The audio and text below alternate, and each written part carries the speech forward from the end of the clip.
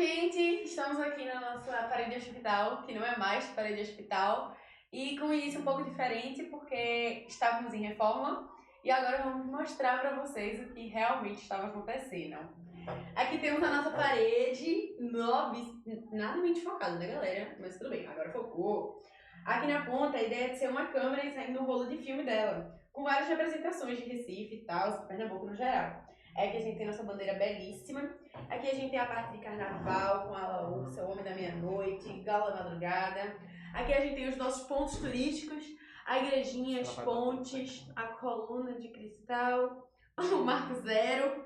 Deixa eu passar por aqui, galera. Aqui temos o nosso Chic Science, belíssimo.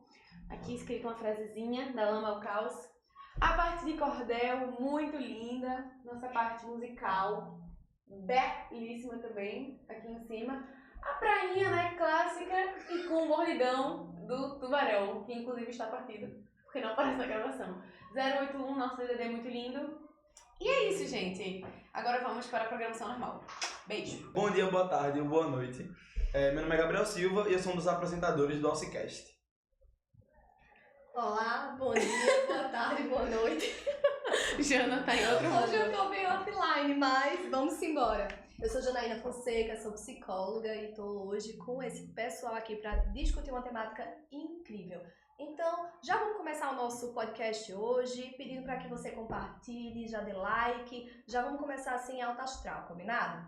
Gente, hoje a gente tá bem sorridente, né? Assim, demora para poder iniciar essa apresentação, foi porque a gente tá bem animado hoje e que bom que a gente tá animado, né? Espero que vocês curtam o podcast de hoje. Aqui quem fala é Pedro Almeida, professor de Geografia, e vamos juntos. Opa, gente, boa tarde, boa noite, bom dia. Estou aqui para mais um podcast lá do Clara, né? Jornalista, blogueira, Gente, tudo que é de melhor. Eu tô dizendo a vocês, eu vou virar blogueira, vocês vão me ver Eu famosos. confio no potencial. Obrigada, gente. Mas aí é isso. Acompanharam aí a nossa visita pela parede, que estamos extremamente orgulhosos, todos feitos por alunos. E passamos tardes e muitas tardes. Que eu fui o principal pintor, né? E é isso, gente. Vamos pra Gabriel aí. Hoje o tema do podcast da gente vai ser sobre o Setembro Amarelo.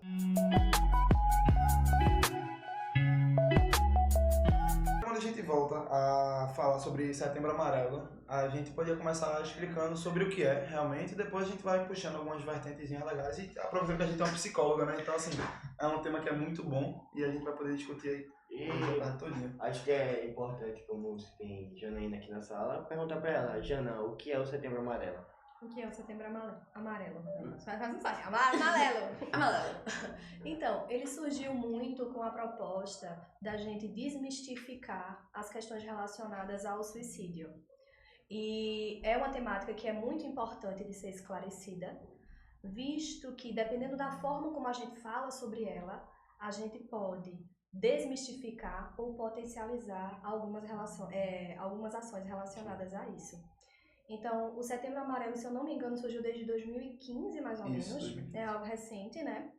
E aí ele tem, inclusive, um site, que é o site do Setembro Amarelo. Se você colocar nas buscas, você vai conseguir ter várias informações sobre essa movimentação, que ela vem justamente com essa proposta, né? De desmistificar. Além da... Pode falar. Além da prevenção ao suicídio, né? Porque o Setembro Amarelo, as pessoas, assim, principalmente assim, em escola, a gente sempre vê que as escolas, elas entregam, tipo, chega setembro, aí, né, esse período do Setembro Amarelo é do dia 1 até o dia 30. Aí as escolas entregam uma fitinha, né, com um negocinho pra gente colocar, mas as pessoas, às vezes, não entendem realmente o significado. Às vezes não é só porque, às vezes não... Opa, calma, deu uma travada. Não é apenas para a prevenção do suicídio. O Daniel também, antes de começar o podcast, a gente estava conversando que é sobre a prevenção da vida e do cuidado da saúde mental, entendeu? Tipo, quando a pessoa chega a se suicidar, é porque ela chegou no último estágio, sabe? Quando ela realmente já não tinha mais o que fazer, né? Se ela se matou, né? E, enfim, agora vou passar para Clara, que Clara queria falar. O que eu ia falar é que é muito importante, né? Uma data muito importante, pra gente simbolizar mesmo, Sim, mas é importante lembrar do ano inteiro, né? sim. Sobre esse cuidado. Sei que é intensificado, né? Porque é um mês representativo, mas pra gente continuar com esse simbolismo o ano inteiro, sabe? Sobre o acolhimento, sobre tudo isso. Essas questões de saúde mental, elas desenvolvem um processo, acho que, bem complexo, assim. A gente não pode tratar isso de uma maneira brincalhona ou de qualquer forma. Eu acho que quando se fala sobre saúde mental, a pessoa tem que falar sabendo o que possa ser falado, entendeu? Por exemplo, quando a gente se fala sobre Setembro Amarelo, a gente não se fala só sobre suicídio. A gente fala sobre depressão, ansiedade, sobre saúde mental, sobre, exemplo, um planejamento para o futuro que deu errado, porque isso tudo afeta a saúde mental, que é o que a gente estava conversando. Então, eu acho que quando se chega para falar sobre o Setembro Amarelo, é para justamente tirar esse tabu que tem sobre falar sobre saúde mental. Tipo, eu não posso falar sobre saúde mental no colégio, sendo que um dos colégios é um dos principais propagadores de mensagem. Por quê? Porque quando você fala algo para um adolescente, que nem foi conversado no outro podcast, um adolescente, ele leva essa mensagem para familiares, ela leva essa mensagem para amigos. Então, é importante esse convite para conhecer o que é o Setembro Amarelo também e conhecer o que é a saúde mental, como ela pode ser trabalhada, como ela pode ser melhorada, como você tem que lidar consigo mesmo também. Porque eu acho que essas questões são bem pertinentes sobre falar sobre você, entendeu? Sobre você se conhecer. Desculpa, Jana, desculpa, é porque eu tava pensando só pra gente poder alinhar ainda mais com essa temática que Dani tá colocando e já passar pra tu, inclusive, com um questionamento que é bem assim, bem intrigante. Muita gente acha que o Setembro Amarelo, ele é, como é que eu posso dizer, ele tá vinculado a um evento que só acontece uma vez no ano, não é? Tanto é que se tem uma... Enfim, não seria a palavra piada o correto a ser utilizado, mas se faz uma piada muito grande de que durante o mês de setembro você não pode ter suicídio. Acabou setembro, já volta tudo ao normal, né? A forma como a internet, que é um ambiente que tem tudo para apoiar, porque Setembro Amarelo, inclusive, a internet auxilia muito, né? Você passa a ter discussões muito bem feitas, mas é o Setembro Amarelo também que você vai ter um período pelo qual, sei lá, algumas situações só são utilizadas como formas protocolares, né? As escolas, infelizmente, também fazem esse processo, né? Já que a gente está dentro de um ambiente escolar e é um local em que a gente pode discutir muito bem sobre isso. A gente às vezes tem um distanciamento desse aluno durante o ano todo e não sabe como é, e aí tipo, eu posso jogar inclusive para a tua função, né? A gente que não está no meio, não está recebendo esse processo, claro, eu enquanto professor estou vivenciando as situações, mas eu não estou num papel de cuidado para situações extremas, né? É porque eu não consigo dizer nem no cuidado emocional, porque cuidado emocional, quando a gente aprende, por exemplo, além do professor de geografia, eu tenho uma formação em psicopedagogia também, e a primeira coisa que a gente aprende é que o cuidado emocional ele está no dia a dia, né? A responsabilidade sobre o outro, isso, né? porque quando a gente, por exemplo, quando a gente joga para a ideia do psicólogo, a gente está falando já sobre um processo de ter um cuidado ainda maior, que aí a gente chama de cuidado profissional. Especializado, né? Isso, que aí é o olhar mais Profissional ideal, mesmo. né, para aquele processo. Mas o cuidado, por exemplo, tu com o Daniel, no dia a dia, vocês têm que ter o cuidado um com o outro, entende? A gente aqui no coletivo da gente, a gente tem que ter o cuidado um com o outro, então isso faz parte. Mas é como tu encara esse processo de ser alguém que está na área e vivencia, sei lá, esse mês se torna um mês muito efusivo. Inclusive, esse é um mês em que eu acho que a procura por terapia deve aumentar, né? Justamente porque a galera passa a falar muito sobre. E aí você tem uma procura muito rapidinho, grande. só Como um é que negócio funciona esse processo? em relação a isso, porque, por exemplo, eu tava vendo um psicólogo falar e ele falou que o presidente da ABP, que é a Associação Brasileira de Psiquiatria, elas estavam vendo que a saúde mental estava se tornando tabu. E elas viram que todos os meses do ano tinha um calendário, certo? E aí no mês de setembro não tinha.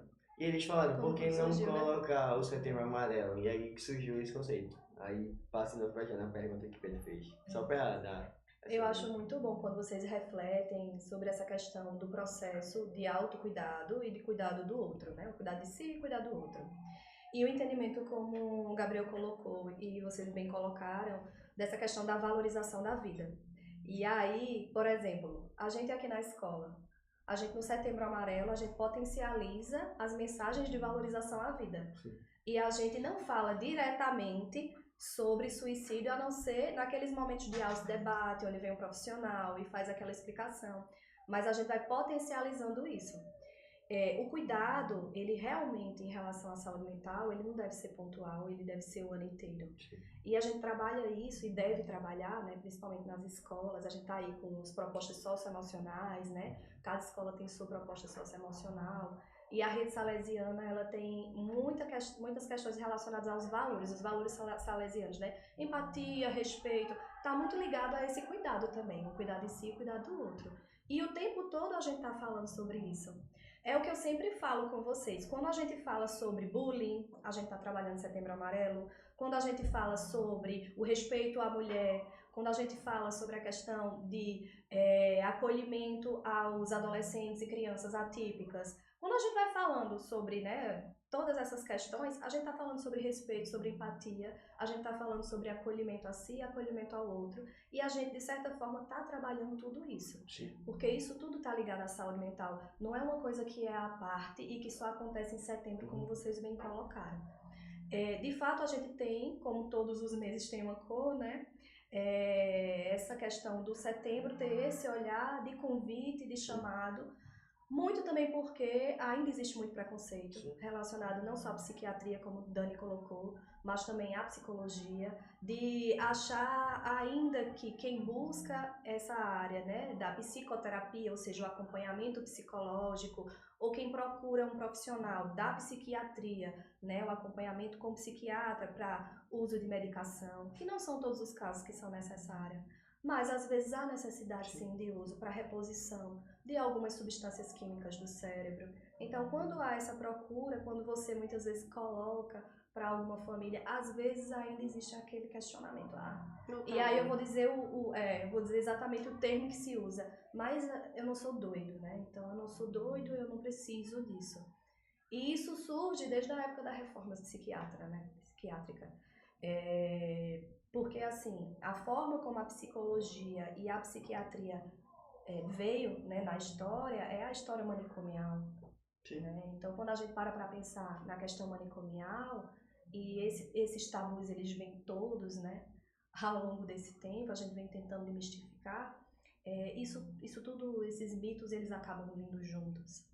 O olhar que se tinha antes, o olhar manicomial, não é um olhar atualizado, entende? A gente hoje entende a importância de cuidar das emoções, de cuidar da saúde mental, de uma forma olhando para o social, em convívio, né, estando com os outros, em território, como a gente fala, quando a gente para pensar na rede de saúde mental a nível do Brasil. Eu ia aproveitar agora que Jana falou sobre o Setembro Amarelo, eu ia tirar uma dúvida de muitas pessoas, que é por que o amarelo, né? Pelo menos eu tinha essa dúvida até um tempo atrás, e aí eu trouxe aqui uma pesquisa para vocês da fonte, né? Associação Catarinense de Psiquiatria, né? Então, eu vou ler aqui para vocês, né? Porque é bastante coisa. Por que amarelo? A cor da campanha foi adotada por conta de uma trágica história que aconteceu em 1994. Um jovem americano de apenas 17 anos, chamado Mike M., tirou a própria vida dirigindo seu carro amarelo. Seus amigos e familiares distribuíram no funeral cartões com fitas amarelas e mensagem de apoio para as pessoas que estivessem enfrentando o mesmo desespero de Mike. A mensagem foi se espalhando mundo afora. Acho que era uma curiosidade bem legal. Interessante, porque eu não me lembrava. Isso aí... Eu gostei muito, eu não sabia dessa história, não. Essa questão sobre esse acontecimento também foi visto também porque, por exemplo, o amarelo, ele é uma cor que demonstra alegria, né? Então, poderia demonstrar um pouco de conforto. Energia, né? O amarelo passa energia. Porque eu acho que é um dos principais problemas, até trazendo para a situação, por exemplo, escolar. A gente está em véspera de Enem, de SSA, faz falta um mês. E eu acho que essas questões de saúde mentais, quando se trata do setembro, é importante porque, por exemplo, é pré-Enem, porque o Enem é daqui a um mês, né?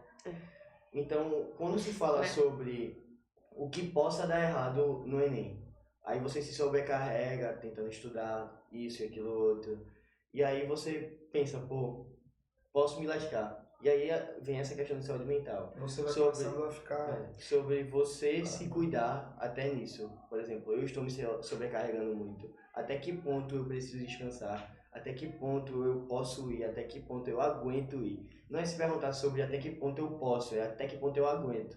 Uma vez eu tava conversando com um amigo meu da academia e a gente tava falando sobre essa questão da mentalidade realmente. E como tu trouxe o Enem, eu tava falando que, tipo assim, digamos, tem muitos casos que a gente vê de pessoas que estudam bastante, que se preparam bastante pro Enem, tipo, realmente estudam, fazem seu cronograma direitinho, mas quando chegam lá, mesmo sabendo o conteúdo, acabam, tipo, não tendo um resultado tão bom ou quanto era esperado, porque às vezes ela, tipo, é o nervosismo, tipo assim, ela se preparou, ela sabia do tempo, ela sabia das coisas, mas tipo lá você começa, meu Deus, e se tudo der errado? Meu Deus, e se eu perder um ano da minha vida?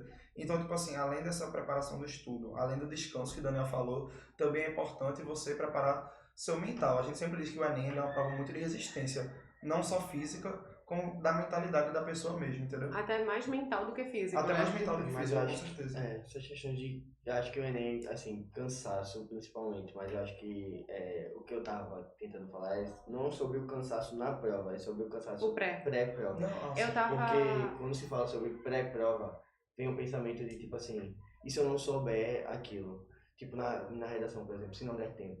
Tem uma discussão bem legal sobre isso, que é quando a gente fala sobre as datas, né? Assim, faltam tantos dias para o Enem, faltam tantos dias Na para o contagem Enem. regressiva o cara vai morrendo. Eu tava tendo uma discussão dessa na semana passada e assim, tem duas formas. Nossa senhora. E assim, Eu vi hoje no Instagram, falta 7 semanas pro Enem. Não Meu é. Deus. Então, eu faço parte, por exemplo, Pânico. de um cursinho que ele, por exigência, Foi dele ele tem mesmo. que estar fazendo esse processo, né? Mas aí tem duas formas, né? A gente analisa aí duas formas. Uma é que a gente tem que avisar para esse jovem, ó, presta atenção, faltam 7 semanas. E a outra parte é a gente ter o cuidado de, jovem, calma, ainda faltam 7 semanas. É saber informar para um grupo que só faltam 7 semanas para ele se atentar de que, ó, é preciso que faça alguma coisa. E também acalmar a quem já vem fazendo muito, inclusive a quem não vem fazendo nada. Porque, por exemplo, Era isso que eu ia o pontuar. Enem ele é amanhã. Eu não estudei nada o ano todo. Vai E fazer o quê? aí a pessoa vai chegar em você e vai dizer assim: amanhã você vai fazer a prova e você vai fazer o que você sabe. Ponto. E não é com aquele discurso do relaxa, pô, ano que vem tem de novo. Não, porque isso já se cria um discurso de frustração. Como se fosse um discurso de gatilho de se preocupa não, você vai dar errado esse ano e Mas ano que vem amanhã. você consegue. Não. Vá, faça, dê o seu melhor. E o que vier foi o seu melhor. Ponto. E não é o que vier foi o seu melhor, não é questão de, tirei 400 Tá na bom. redação, então significa dizer que meu melhor era só isso. Não, era o porque melhor naquele momento. porque se tem uma discussão do pré, do durante E do tem uma pós? discussão do pós. Pronto, eu trabalho no cursinho em que eu sou corretor online da prova, né? Então vou fazer a prova no dia 3 junto com vocês. E às 7 horas da noite eu estarei.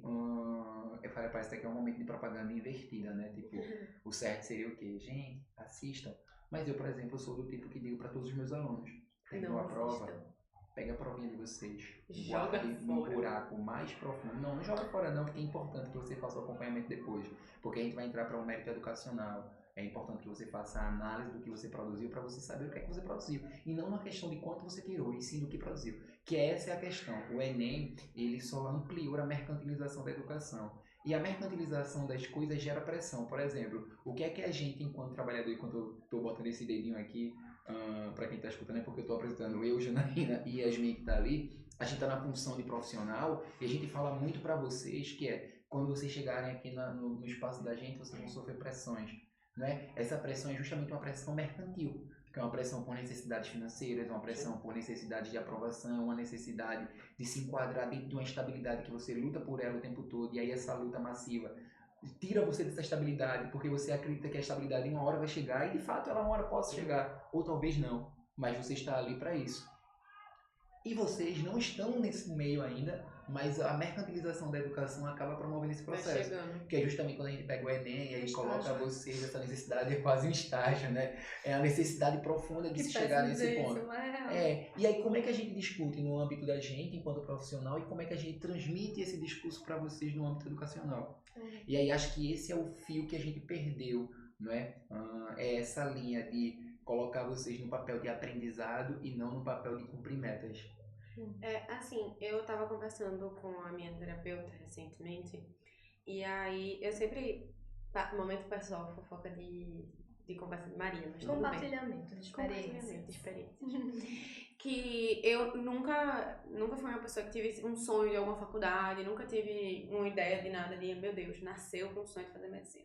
Nunca tive nada, vim descobrir esse ano o que eu ia fazer, e eu sempre fui na noia desses 3 anos, sendo agora terceiro ano, primeiro ano, desde o nono, na verdade, na pira de o que é que eu vou fazer, eu não sei o que é que eu vou fazer, todo mundo já sabe, eu vendo todo mundo sabendo, e eu não sabia.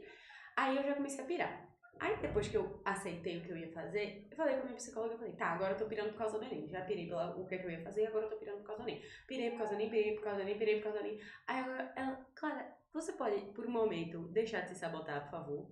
Porque assim, a cada momento que eu resolvia alguma coisa, tinha mais alguma coisa relacionada a Enem, relacionada à faculdade, relacionada à prova, relacionada à escola, relacionada a tudo, que você fica cada vez mais neurótico com a sua cabeça. E aí, o tanto de coisa que você, às vezes você cria um problema que de fato não é gigante, mas na sua cabeça fica gigante e te dá mais nervoso pra no momento você tá mais nervoso ainda. É a dimensão que você coloca e a leitura que você faz da situação. Ou seja, a cabeça fica 3 vezes maior do que ela é e não tem espaço pra tanta coisa na minha cabeça. Aí eu comecei a endoidar com isso. Mas é que os problemas, eles se tornam grandes, né? Porque, por Acaba a exemplo, questão da bola de neve, né? a pressão por resultado é muito grande. Muito. Tipo assim, em relação, por exemplo, vou falar de mim, já que Clara estava tendo esse mérito pessoal. Vou falar de mim. Por exemplo, eu tenho meu irmão e eu e ele tá numa relação de, tipo assim, ambiguidade de os dois sentirem pressão um pelo outro. Não pelo modo de, tipo, eu passar e tipo assim, eu passar. Tipo, ele tá com pressão de eu passar, não. E tipo assim, dele passar e eu não passar, ou eu passar e ele não passar, entende? Porque acaba sendo jogado um rótulo, e é o que eu tava pensando, rótulos nunca são bem-vindos, porque eles geram uma comparação desnecessária. E essa comparação não é bem-vinda, porque qualquer comparação não vai gerar ganho nenhum, não vai gerar ganho. Quando se tem uma comparação, ela não é boa.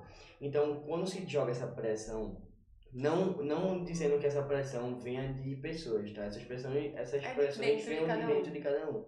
Então, esses problemas, eles vêm e a gente pensa que possa ser fácil de solucionar. Sendo que quando você está lá no final do dia, por exemplo, de um domingo, que o domingo é usado como o dia do tédio, da noite, né?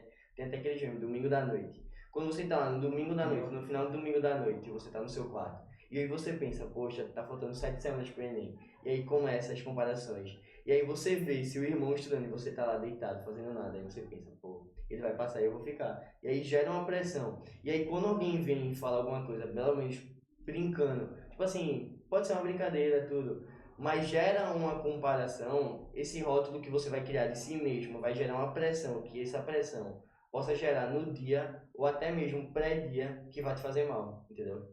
Tem Eu uma acho que parte que até- é bem importante, inclusive, deixa eu te falar, Clarinha, que aí a gente poderia jogar pra Janaína, que é para falar sobre a ideia do poder da palavra. Porque É a gente, verdade. enquanto profissional de educação, por exemplo, eu já tive muitas brigas dentro de sala de professores por reunião e tal, e não é me colocando no papel de alguém melhor ou pior do que ninguém, não. Mas é porque eu não venho de um processo educacional na qual eu era o melhor aluno da sala, né? Eu venho de um processo educacional na qual eu era o mais peste possível. E não significa dizer que, você peste e vai conseguir, não. Você peste significa dizer que você precisa se orientar e começar a produzir as coisas. Recalcular a rota. Mas eu tinha um problema muito grande, que era simplesmente o fato de que todo mundo na sala ia ser alguém e eu ia. Achado como Entende? ninguém. E aí quando eu me tornei professor, a primeira coisa que eu comecei a entender, principalmente porque eu comecei a trabalhar na escola que eu estudei, era justamente não era a comemoração por eu estar ali. Era o lado impressionado por eu estar ali. Meu Deus, você conseguiu. Era tipo, como era você? Olha, quem diria, quem te viu, quem te vê, tá aqui agora, né? E aí eu lembro que eu só tive uma professora, que hoje é muito minha amiga, inclusive, que ela ficou orgulhosíssima pelo fato de que eu estava ali. E foi de uma forma fluida, não foi um... sabe aquela Não ideia Não do esperava que tu parabéns? tava aqui. Entende? E aí é uma coisa que eu discuto muito, que é esse lance, né, Jana? Tipo, um professor vai lá e fala uma parada. Por exemplo, Daniel é muito inteligente em humanas, certo? Aí eu vou lá e, Dani, tu vai se dar muito bem, pô. Tu vai passar e não sei o quê. Aí Dani vai lá e acha que ele tem por obrigação Que passar, Aham. tirar nota boa e não sei o quê. Quando na verdade, Dani, tu é muito bom em humanas e tu tem tudo pra se dar bem. Significa dizer que o caminho que tu tá seguindo vai dar certo. E se não der certo, Tá tudo bem. não deu. Claro que outras esse se não der certo, quando a gente joga para a Pesa. realidade da sociedade, significa dizer que você... É uma discussão muito tênue, né? Uhum. Você não perdeu um ano, mas um ano foi perdido. Sim. Como assim? A sua vida continua. Você pode fazer outras coisas enquanto esse processo profissional não chega, esse processo acadêmico não chega. Mas aquele ano de fato já aconteceu. A gente também não tem como chorar pelas lágrimas derramadas, né? Mas é muito louco esse lance. Como é o poder da palavra, né? Porque assim, eu acho que quantos jovens tu não deve receber que vai falar ou pessoas que vão falar que Tal pessoa me do disse que tá isso. falando, então tu mesmo na tua sessão de terapia e não é porque eu acho que é isso. E aí vocês metem é porque vem de dentro. Eu não consigo concordar quando vocês alegam que é um vem de dentro. Não tem nada que venha de dentro, gente. Nada. A gente De que aprende forma isso foi construído, né? isso porque a gente aprende educacionalmente que desde o bebê até a fase adulta, nada veio de dentro. Mas sabe o que eu Todos tenho os impressão? processos Da vieram de fora. gestação, A na gente verdade. é esponja, pô. Eu tenho a impressão, só pra tu responder. O que eu tenho a impressão é que, tipo assim, eu não posso dizer que é culpa de alguém. Tipo, não é culpa de ninguém. E aí eu digo que vem de dentro porque, por exemplo, alguém fala que eu sou muito bom em alguma coisa. E aí, tipo, nossa, tu é muito bom nisso, sério, tu tem que seguir isso pra tua vida. E eu falo, eu não quero. Mas, pô, a pessoa tá botando tanta expectativa, velho. Tá botando tanta expectativa em mim, eu tenho que fazer isso dar certo. Senão vai acabar com a expectativa da pessoa. Só que não é culpa da pessoa, a pessoa tá só, tipo, me elogiando. Mas é que Mas é, a o que eu forma. tava falando, tipo assim, às Gente, vezes só pode ser até um Difícil. elogio, mas esse elogio pode gerar uma comparação em tu mesmo. tá ligado? Exato, mas tipo, Então, tipo como é assim, que eu vou falar? Não me elogia mais, não? não é isso. vou É que eu falar entendi isso. o que, tipo, o Pedro Entendeu? fala, esse negócio de vir de dentro, realmente. Tipo assim, eu acho que Uhum. essa expressão vem de dentro é uma expressão que já foi muito usada. E, tipo assim, a gente usa normalmente sem nem perceber. Sim. Entendeu? Mas eu acho que essas questões, por exemplo, de elogio é só um elogio, mas é como esse elogio vem, entendeu? Uhum. Tipo, de que forma ele vem, como ele é falado. Porque até vezes um elogio possa te fazer mal, pô. Ou nem como o elogio vem, mas como eu absorvo esse elogio. Justamente. Entende? Como que eu faço a leitura dessa experiência? Você estava trazendo, você tem um irmão gêmeo. Sim. Vocês vivenciaram muitas experiências em comum, mas cada um absorveu de uma forma diferente. Justamente. Desde a época que vocês estavam na barriga da mamãe. Entende? Então a gente vai construindo, que é o que Pedro estava falando, a gente vai construindo ao longo da nossa vida essas crenças, que muitas vezes podem ser crenças negativas. Diante do quê? Das impressões que a gente foi absorvendo, de um comentário que a gente ouviu, e que não necessariamente precisa ser um comentário que é maldoso. Sim. Às vezes é um comentário que alguém está falando ali até para ajudar, mas a forma como você foi absorvendo, com a bagagem da vida que você foi carregando, você tomou para você daquela forma. E por isso que Aí é também um trabalho importante... pessoal, né? Tipo, da Por pessoa. isso, perfeito, Gabriel. Por isso que é importante o autoconhecimento. E por isso que a gente fala tanto sobre o processo de psicoterapia. Os meninos aqui da escola, gente, eu acho que eles devem em algum momento olhar para mim e dizer, lá vai ela falar sobre psicoterapia. Porque eu sou a pessoa que mais conversa sobre psicoterapia aqui dentro, né? Sou eu que entro nas salas e falo, gente, é preciso falar das emoções. Se sentiu, se doeu, se mexeu, se incomodou, não é frescura, não é bobagem, não é besteira. E também tem, desculpa até atrapalhar a senhora, porque nessas férias que eu passei, eu conversei muito com meus amigos aquela questão da balança, né? A gente pegou dessa expressão que, tipo assim, vocês falaram tanto da crítica quanto do elogio, mas, tipo assim, é aquilo, quando uma coisa tem um peso pra você e tem um peso diferente pra outra pessoa. Se tu chega e diz uma coisa, a mesma coisa pra mim, pra Daniel, ele vai absorver de um jeito, eu vou absorver de outro. Perfeito. Então, tipo assim, tem que ver como é estruturado esse diálogo. Aí a senhora pode voltar, mas depois eu queria fazer uma pergunta pra senhora. Tá certo. E aí, essa questão de investir no autocuidado, né? A psicoterapia, ela é esse investimento no autocuidado. E é interessante, porque se você tá com problema cardiológico, você vai no cardiologista. Se você tá com problema no joelho, você vai lá no ortopedista. No joelhista. Se você tá com dor de cabeça, você procura tomar uma medicação, muitas vezes sem prescrição, né? Sem orientação. Mas quando você tá com questões relacionadas à saúde mental, você se isola, você tem dificuldade de falar do que está sentindo, você tem dificuldade de expressar. Por quê? Porque isso não é uma coisa que é ensinado a gente.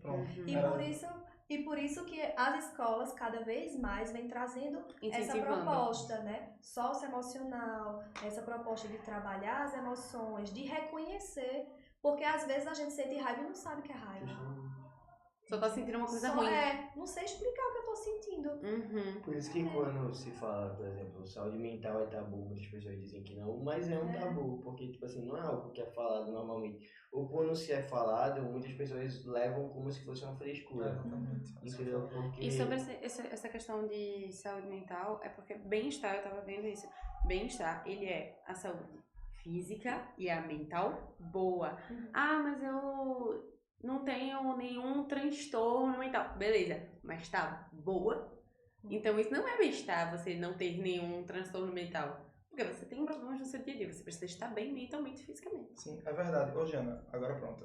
Tava com essa pergunta aqui tem um tempinho já. Porque eu lembrei quando o Pedro falou que a gente tem que cuidar dessa preocupação da saúde mental no pré, né, durante e o pós. Aí também a senhora falou que as pessoas a senhora falou, não, se você tem um problema no joelho, você vai no ortopedista, tudo. E aí, quando a gente tem um problema assim, como eu posso dizer, um problema mental, sabe, quando a gente não tá bem com a gente mesmo, na nossa mente, tudo, a senhora comentou que a pessoa tende a se isolar. E é normal, tipo, é uma conduta que, tipo assim, acontece. Sendo que eu ia falar pra senhora sobre, tanto na questão do Setembro Amarelo, quanto na questão do Enem. A gente tá falando de saúde mental como um todo, certo? Eu queria saber da senhora sobre a gestão familiar, porque assim, era um negócio que assim, eu queria conversar com a senhora, por quê? Porque eu já tive, todo mundo, né, tem seus problemas, tem suas crises, tem suas coisas. E, tipo assim, todo mundo já teve algum momento que ela parou e pensou, caramba, velho, eu não tô bem, tipo, o que é que eu posso fazer, com quem eu posso conversar, quem pode me ajudar. E eu queria falar exatamente sobre isso que o Daniel falou, pô, sobre a questão que quando você conversa isso com outra pessoa, às vezes é frescura, mas eu tô assim falando dentro de casa, das pessoas da família. Porque, assim, a gente tem, principalmente da questão do Enem, que Pedro falou, pô, você não perdeu um ano, mas um ano se passou, certo? E, tipo assim, quando a gente olha pra família da gente, é diferente, né? A pessoa pra pessoa.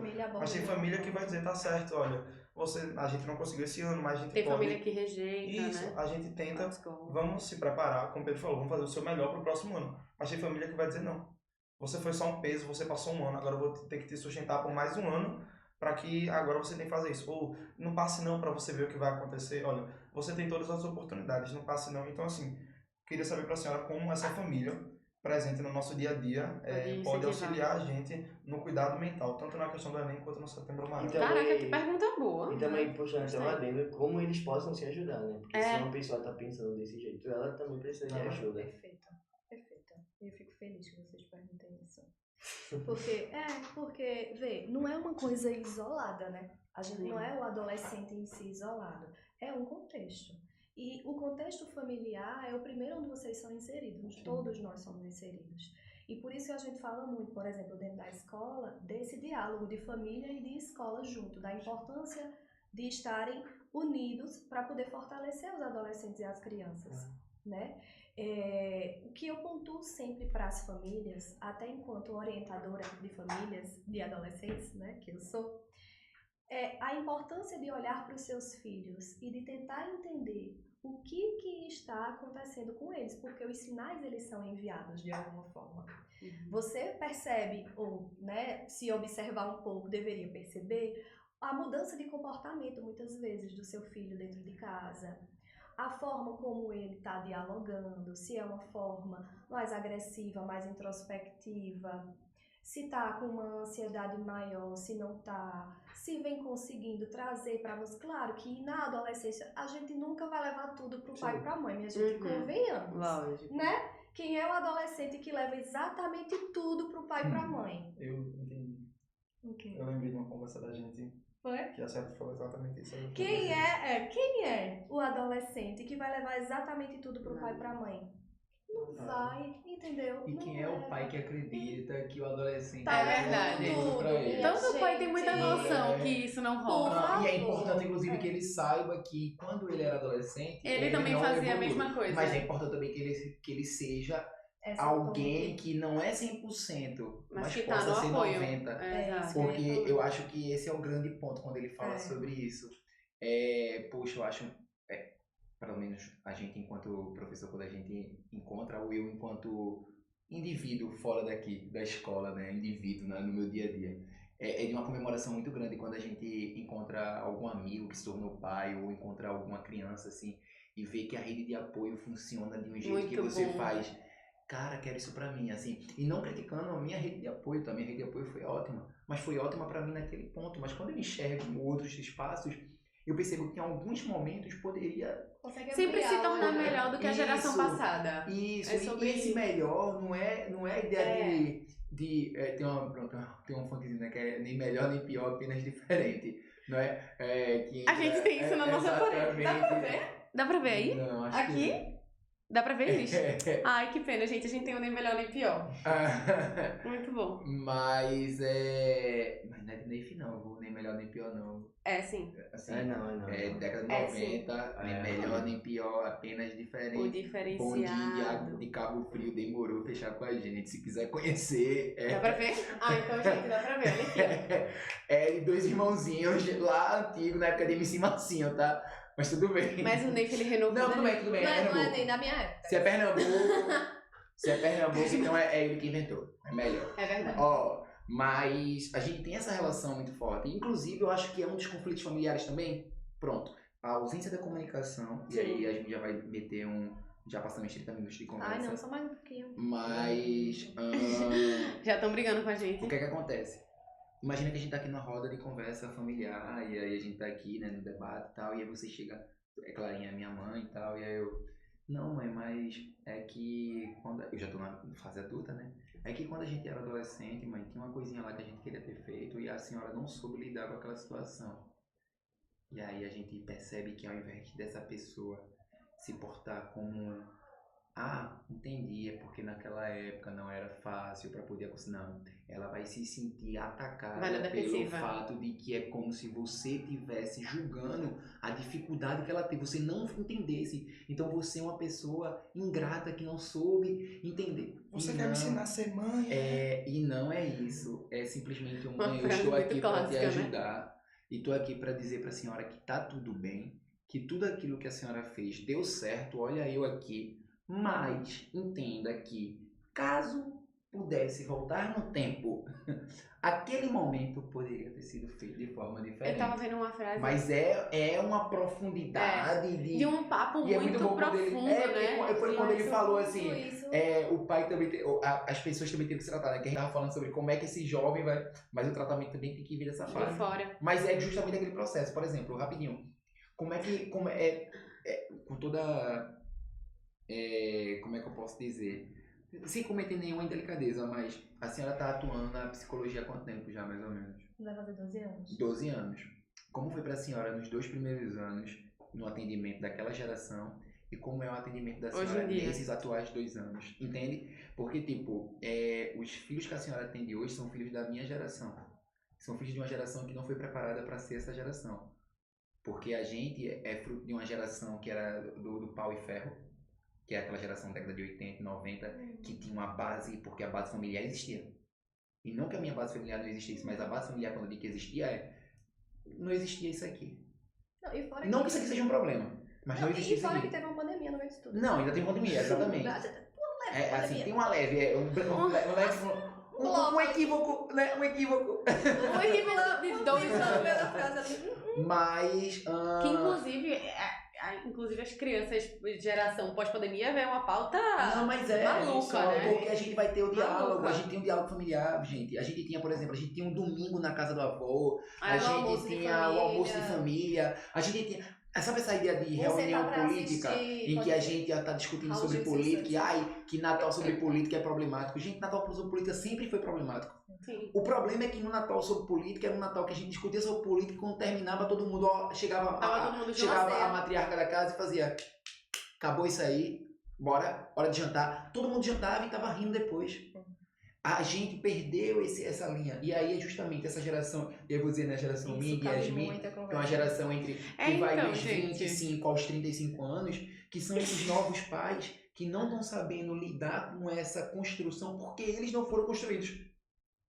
É muito louco isso. Ou seja, a pauta vai durar até Isso aí. amanhã. Mas é porque esse conceito. Puxa pra 3 horas e meia. É que isso aí se aplica. Não, porque eu penso, desculpa, mas eu Não, penso pode falar. também sobre a questão de espaço de trabalho, de como que tá, né, a questão da família nos espaços de trabalho, como que isso repercute na educação e na presença que essas famílias têm dentro de casa para a educação com os filhos.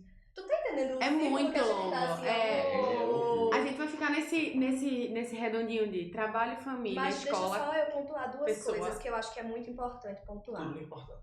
Quando, não que isso não seja, mas que eu estava conversando sobre a questão dos pais, e de fato, para os pais, muitas vezes é difícil deles conseguirem escutar aquilo que o filho vai dizer, né?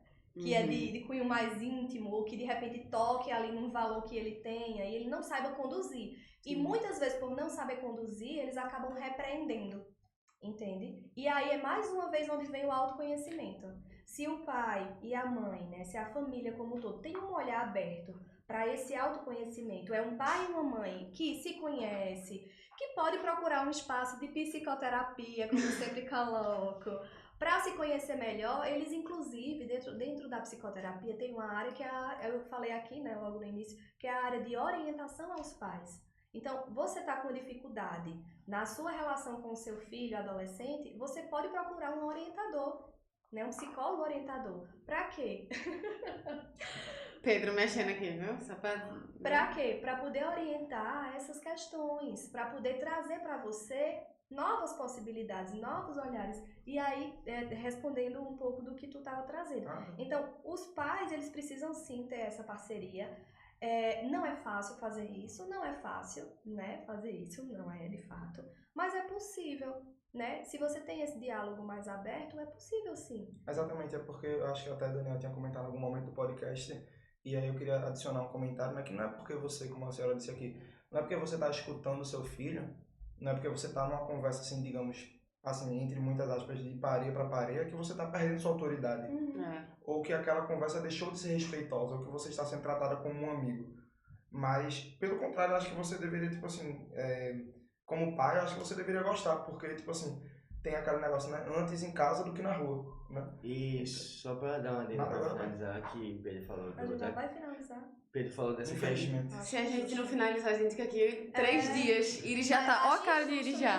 Ó a cara de Iris. Porque Iris, houveram episódios calma. de 50 minutos.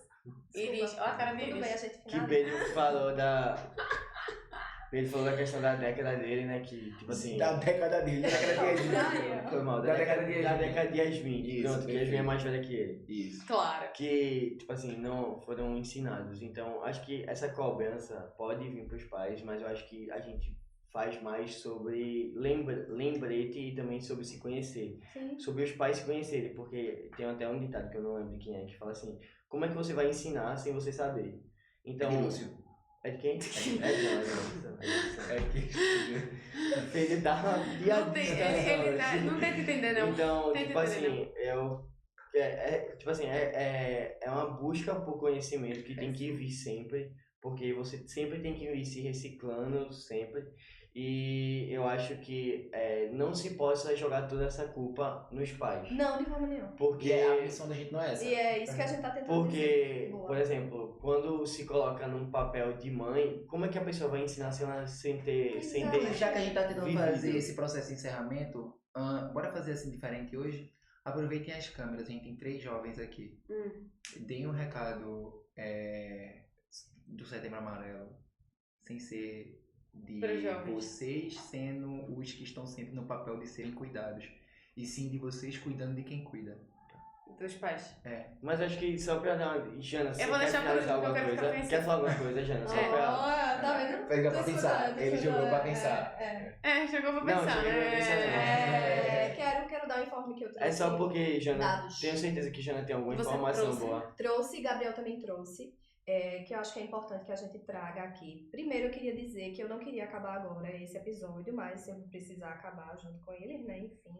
Então, se você quiser um novo episódio sobre saúde mental, coloca aqui embaixo. Eu quero, hashtag eu quero. Já criei a hashtag, nem sei se era essa. Hashtag eu E, quero. por favor, compartilha pra todo mundo colocar. E a gente tá aqui falando sobre emoções, sobre saúde mental. Ansiedade é um tema muito bacana. Coloca Inclusive, aqui compartilhar embaixo. esse episódio é ajudar uma pessoa que possa estar com algum problema na sua própria saúde mental. Show de bola. Entre em contato com Jana. Aqui não Quase cabe, um merchan. cabe, não Mas cabe. tem um canal de contato. Tem o canal de contato. Você quer falar, Gabriela, do canal Não, de não, contato não. que você não. colocou? Ah, o canal de contato, velho.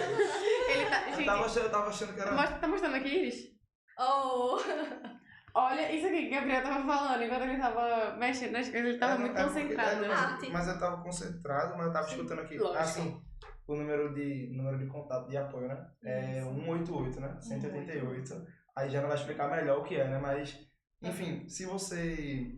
Eu recomendaria assim, eu, o Gabriel, né? Não sei as outras pessoas, mas eu, por exemplo, se a pessoa tá com algum problema, tá com alguma coisa que tem pra resolver, alguma pendência, tipo, primeiro você tenta ver se você consegue conversar com algum amigo.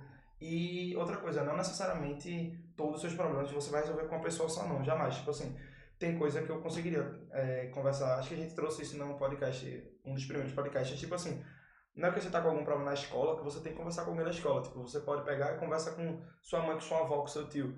E tipo assim, tem vezes que você tá com um problema com essa pessoa da família, você pode conversar com ele. Mas esse número de apoio é justamente se você não estiver se sentindo bem. Pô, se você estiver aqui rodando na sua mente e você dizer, poxa, deixa eu pegar um exemplo aqui, poxa, eu não consigo conversar nem com Clara nem com o Daniel sobre esse problema que eu tô aqui. Eu não sou tão próximo de Pedro, ou eu não conseguiria conversar isso com Jana. Então esse número ele tá aqui realmente para que você possa conversar, onde você vai ter um ouvido e pessoas que possam lhe entender. Porque aí, né, existem 8 bilhões de pessoas, são 8 bilhões de realidades diferentes, né? Então assim, esse número é importante, já não vai explicar melhor que 188. 188, exatamente, Gabriel. Do CVV, que é o Centro de Valorização da Vida, né? Então, as pessoas precisam entender que para que aconteça de fato a ação do suicídio, existem algumas etapas. Existe primeiro o pensamento, o planejamento é a segunda etapa e a ação é a terceira etapa. Então, se você vem se percebendo em algum movimento como esse, você tem o número 188 para pedir ajuda, para pedir apoio, para pedir orientação. É gratuito. Eles também têm chat e também têm e-mail. Então, se você colocar lá no Google mesmo, CVV, tem todo um site lá, onde você vai ter várias informações sobre isso. E aí eu queria trazer alguns dados, né? Colocar, inclusive, que o CVV é uma ONG, das mais antigas do país, foi fundado em São Paulo em 1962, atua no apoio emocional e na prevenção do suicídio pelo telefone 188, também por chat, e-mail e pessoalmente. E por que é importante a gente terminar o nosso podcast falando sobre isso? Porque, segundo a Unicamp, 17% dos brasileiros em algum momento já pensaram em dar um fim à própria vida. E desses, 4,8% chegaram a elaborar um plano. Então, em muitos casos, é possível que a gente previna esses pensamentos e isso não se torne uma realidade. Procurem ajuda, né? Então, procurem profissionais especializados. Se você está numa escola, procure o profissional da escola, que ele vai saber manejar, vai saber conduzir para lhe ajudar, tá? Não é frescura, não é bobagem e a gente precisa sim pedir ajuda. E quando Jana fala sobre ser frescura ou ser bobagem, isso serve para os dois casos, tanto para a pessoa que não está bem, que está tendo esses pensamentos, E pra quem escuta. isso, e para quem escuta também, Perfeito, porque Gabriel.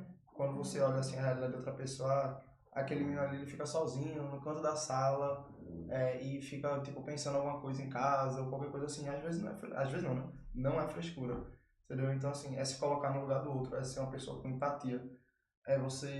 Ninguém tá mandando você chegar lá e forçar uma amizade, não. É você chegar e perguntar, olha, tá tudo bem com você? Você Sobre a quer conversar? responsabilidade com o outro que a gente Isso, falou. justamente. E às vezes você nem precisa chegar para o outro para falar, mas você falando para um adulto de referência, aquele adulto pode chegar para abordar aquele adolescente ou aquela criança, normalmente adolescente. Só pra finalizar aqui. Que ajuda a finalizar mesmo, já O pedido, né? Que foi o pedido de Pedro, né?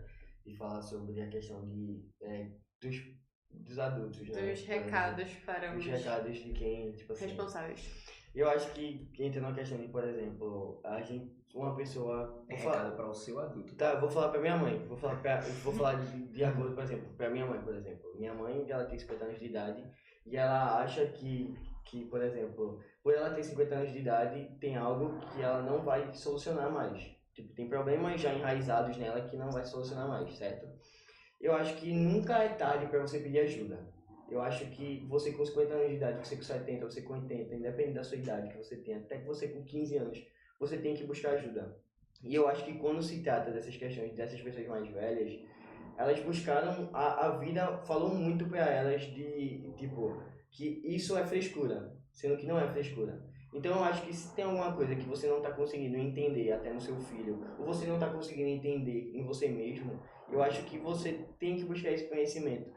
E quando Jana fala da psicoterapia, é porque é algo muito importante. Porque é o que dizem, não, a psicoterapia não é para uma pessoa isolada, ela serve para todo mundo. Porque problemas que possam ser ditos pequenos, problemas que, tipo assim, você vê que tem uma solução básica, mas eles possam ser conversados na psicoterapia e possam ser ajudados. Então eu acho que, como estou falando para minha mãe, eu acho que, assim, a cobrança, ela vem. Mas eu acho que você vê que você possa ser ajudado, você ter esse conhecimento que você possa melhorar, vem muito melhor. Porque a pessoa planeja uma vida, isso é óbvio, mas se a vida não vem do jeito que você imagina, você não pode só se frustrar e guardar para si. Eu acho que se você tem ajuda, você possa se sentir ajudado e não guardar para si só. Arrasou. Eu acho que eu conhecendo minha mãe do jeito que eu conheço, mãe, não chora, por favor. Por favor, é sério. Minha mãe chora com um podcast normal, não falando nada. Mãe não chora. Mas eu tenho duas coisas pra falar pra você. A primeira coisa, que você é muito mais forte do que você imagina. Que às vezes minha mãe, ela é muito sensível, ela se preocupa muito com as pessoas. E aí eu falo, mãe, você é mais forte do que você imagina. Você é muito... É um top pessoas mais fortes que eu conheço da vida, pelas coisas que já passaram, foi a minha mãe. Então assim, mãe, você é mais forte do que imagina. E a segunda coisa é que eu vi uma frase recentemente que é muito bonita, que eu achei muito bonita, que foi: você também tá vivendo pela primeira vez. Sim. Então tá tudo bem você errar. Você não precisa se culpar por isso. Você não precisa enlouquecer por isso. Tá tudo bem. Ah, mas eu tenho 47 anos. Desculpa, mas explanar a sua idade. Me perdoa, deve ser 48, eu acho, errei. Mas enfim, eu tenho sei lá quantos anos, quase 50 anos, quase uma idosa.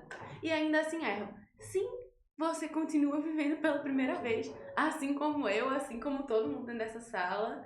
E tá tudo bem. Só pra te reparar uma coisa, não é porque você, tipo a mãe, claro, ou a minha mãe, ou a mãe de qualquer pessoa, ou qualquer pessoa que está nisso, não é porque você errou, que eu ou Clara nos orgulhamos de você, tá?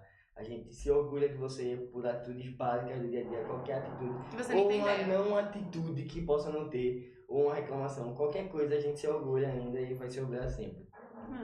Tô vivo. Os prontos. Vou mandar uma diretaça também. Acho que os meninos já falaram, foi tudo já. Não tenho mais nada pra agregar. Mas eu vou mandar um recado. Ele mandou pra mãe eu vou mandar pra minha avó.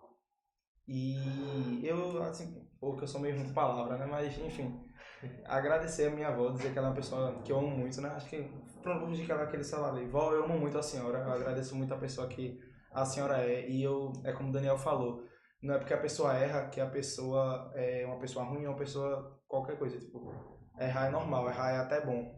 Quando você pega aquele erro e aprende e evolui. E minha avó é uma pessoa magnífica que me ajuda muito, que está sempre disposta a aprender, que é uma pessoa que está disposta a evoluir e, assim, eu amo muito minha avó. Acho que é só isso que eu tenho que falar, velho. Gente, eu tenho certeza, é sério, depois eu mando uma foto no grupo da minha mãe chorando. É sério, eu tenho certeza, conhecendo a mãe. E agora, pro nosso. Depois de um final muito lindo. A gente vai A finalizar Janaína mesmo. tinha um textinho que ela tava catando aqui pra poder ela falar. Só pra ela poder colocar, porque o Daniel falou uma situação que gatilhou a ela Vai passar matar. essa informação. E a gente vai matar, Vai, gente. Jana. Juro que a gente vai terminar hoje. Inclusive o pessoal já tá rachando cadeira pra gente terminar, eu acho. Literalmente. Ó, o cara que inventou a Coca-Cola inventou há 55 anos. o que criou os primeiros personagens da Marvel aos 39 anos. Ele inventou, né, os primeiros personagens da Marvel.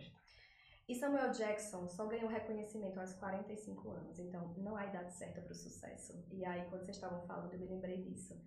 De que muitas vezes as dificuldades da vida, ela faz com que a gente congele diante das questões que vão surgindo. Mas do entendimento que a gente precisa ter de que é possível que a gente recalcule rotas o tempo todo. Então se permita. Ai, gente, depois de um final tão lindo desse. Eu acho que não precisa nem agradecer a ninguém. Claro que não. Eu parei assim. Vai lá. Vamos agradecer aos nossos produtores José, Túlio e Yuri. Agradecer aos nossos escritores Emilis, Matheus e Pedro Henrique. Nossa parte técnica, João Iris, que tá bem irritado porque tá muito longo. E Yasmin. E Yasmin, que tá ali atrás também. Ela tá bem irritada porque tá muito longo. Design, Renan, Giovanni e Laila. Divulgação, Júlia Beatriz e Júlia Santiago. E nossa administradora, Lara Rangel. E é isso, gente. Queremos agradecer mais uma vez.